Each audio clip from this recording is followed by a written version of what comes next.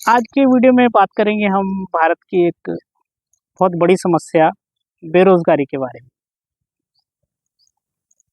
और इसके बारे में मैं कुछ ऐसे विचार रखूंगा जो शायद हम लोगों को कई बार नहीं भी ख्याल आते, लेकिन वो हकीकत है।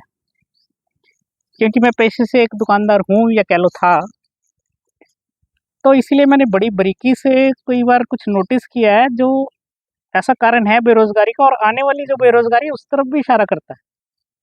सिर्फ आज की बेरोजगारी नहीं, आने वाली बेरोजगारी की तरफ भी। बात करते हैं दोस्तों, आज से 10-12 साल पहले की, जब एक कॉन्सेप्ट भारत में आया, एफडीआई कॉन्सेप्ट जो है जब आया है तो बहुत इसका विरोध भी हुआ। और मुझे अच्छी तरह याद है जिस दिन ये संसद में पास हुआ है, तो उस दिन मैं शायद खाना भी नहीं खा पाया था, क्योंकि मुझे ऐसी कुछ अलग सी बर्बादी होती दिखाई दी। मैं कहा यार, इससे तो दुकानदारी कहीं ना कहीं आने वाले 10-15 साल में ख़त्म हो जाएगी। और उस टाइम सुषमा स्वराज जी ने बहुत ही शानदार भाषण दिया था संसद में कि कैसे दुकानदार खत्म हो जाएगा।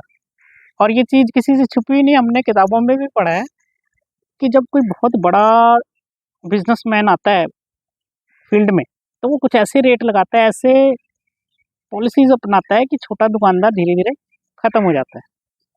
और उसके बाद वो फिर अपने रेट लगाना शुरू करता है या मनमानी करता है, मोनोपोली हो जाती है उसकी। और ये सिर्फ बातें किताबें तक रह गई, प्रैक्टिकल हमने इसको इम्प्लीमेंट नहीं किया, समझा नहीं इस चीज़ को। ये किताबों में हमें पढ़ाया गया है और हुआ भी यही दोस्तों। एफडीआई कॉन्सेप्ट आने के बाद धीरे धीरे धीरे रिटेल सेक्टर, जिसको रिटेल सेक्टर का तो मतलब ही दुकानदार होता है, और दुकानदार जब दुकान चलाता है तो वो कल्ला दुकानदार नहीं चलाता, स्टॉकिस्ट से सामान होलसेलर पे आता है, होलसेलर से उसका डिस्ट्रीब्यूटर लेता है, डिस्ट्रीब्यूटर से सेल्समैन उठा के हमारे तक लेके आता है। कितनी चेन, कितने पेट पलते हैं उसमें। लेकिन वर्डिंग क्या यूज़ करी कि बिचौलिया समाप्त हो जाएगा जी। बिचौलिया कौन है भाई साहब? सबका पेट पल रहा था, ये बिचौलिया थोड़ी थे। सबका सिस्टम चल रहा था ठीक, सबका पेट पल रहा था। अल्टीमेटली आप धीरे धीरे, अगर एक दुकानदार डेड होता है, ये मत समझो कि सिर्फ दुकानदार डेड हुआ है, सेल्समैन डेड हुआ है, होलसेलर डेड हुआ है, रिटेल स्टॉकिस्ट है वो भी डेड हुआ है, ये तीनों फील्ड डेड हुई है। तो एक बहुत बड़ा उल्टा बेरोजगारी का कारण और एक नया निकल के आ जाएगा।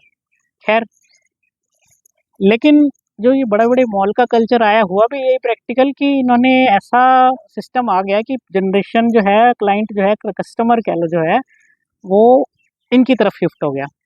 अब जो दुकानदार है आज की डेट में तो स्ट्रगल कर रहा है, क्योंकि बहुतों की एज ऐसी है कि वो कुछ और कर नहीं सकते, या और बहुत से कारण है। लेकिन सवाल ये है कि आने वाली जनरेशन इसको अडॉप्ट करेगी या नहीं। जहाँ आज साल दर साल कुछ, या पुराने टाइम में दुकानदारी अपनाते थे लोग, अगर वो नहीं अपनाएंगे तो कहाँ से जनरेट होगा। आप एक मान के चलो बात, उदाहरण के तौर पे मान लो अगर आज 1 करोड़ दुकानदार है, आज से 10 साल बाद वो ये फील्ड छोड़ देते हैं और नए वाले ये फील्ड अपनाते नहीं है, वो रोजगार मांगेंगे। आप कहाँ से 1 करोड़ रोजगार एक्स्ट्रा लेके आओगे?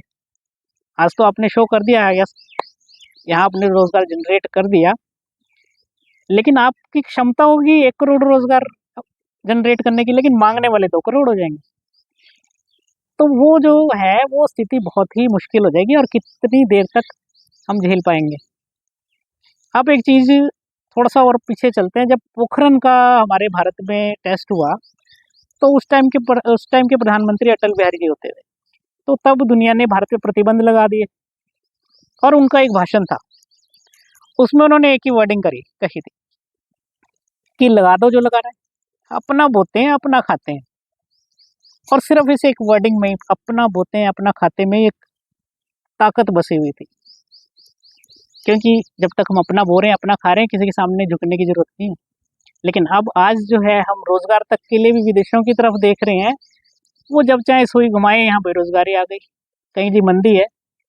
तो एक जो सेल्फ एम्प्लॉयड सेक्टर था ना, ये होना बहुत जरूरी है, इसके बिना तो बहुत मुश्किल पड़ जाएगा। जब दुनिया में आर्थिक मंदी आई थी तो भारत उससे बच गया था। तब के प्रधानमंत्री मनमोहन सिंह जी ने कहा था कि भारत में 2 अर्थव्यवस्थाएं चलती हैं, एक फॉर्मल, एक इनफॉर्मल। तो इनफॉर्मल सेक्टर ने बचा लिया, वरना चपेट में भारत भी आ गया था। लेकिन अब आने वाले टाइम में हम पूरी तरह उन पर डिपेंड हो जाएंगे, तो कहाँ से चलेगा? तो ये इस संबंध में तो दोस्तों एक या दो वीडियो और बनाऊंगा जिसमें बारीकी से, वो वीडियो दुकानदार भी जरूर देखें। कस्टमर तो देखें ही देखें, दुकानदार भी देखें, क्योंकि दुकानदार भी बहुत धोखे में है कि आने वाले टाइम में हम लोगों को क्या करना है।